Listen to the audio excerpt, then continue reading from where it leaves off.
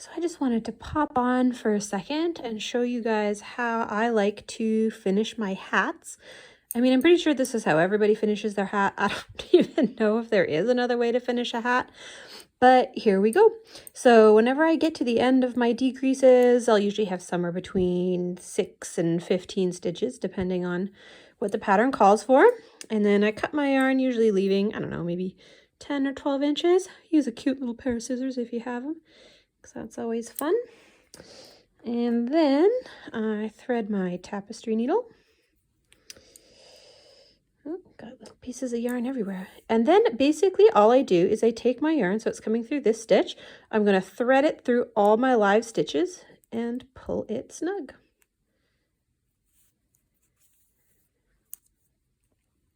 Drop of the needle.